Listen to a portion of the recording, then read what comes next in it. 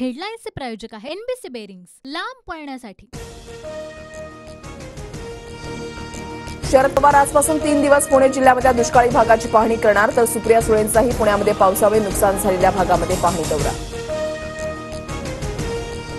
विधानसभेला 185 जागा जिंकण्याचं ठाकरे गटाचं लक्ष्य, विधानसभेच्या तयारीला लागा, ठाकरेंचे शिवसैनिकांना आदेश। शरद पवारांनी 24 वर्ष राष्ट्रवादी काँग्रेसचं नेतृत्व केलं, त्यांच्याबद्दल कृतज्ञता व्यक्त करतो। मेळाव्यामध्ये अजितदादांना पवारांची आठवण, तर जे सोडून गेले त्यांचंही पक्षवाढीसाठी मोठं योगदान, सुप्रिया सुळेंचं वक्तव्य। हा कायम राहणारा आत्मा तुम्हाला कधी सोडणार नाही, भटकती आत्मा या मोदींच्या वक्तव्यावरून शरद पवारांचा निशाणा, तर बाळासाहेबांच्या शिवसेनेला नकली म्हणता तारतम्य आहे का, पवारांची टीका।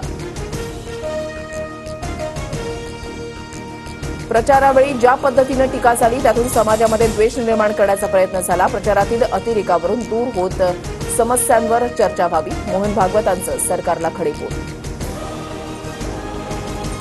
वर्षभरापासून मणिपूर शांतीची वाट पाहत आहे, प्राथमिकता देऊन मणिपूरबाबत विचार करणं कर्तव्य, निवडणुकीमध्ये संघाच्या बाबतीत चुकीचा प्रचार, सरसंघचालक मोहन भागवत यांचं विधान। हेडलाईन्सचे प्रायोजक आहे एनबीसी बेरिंग्स, लांब पळण्यासाठी।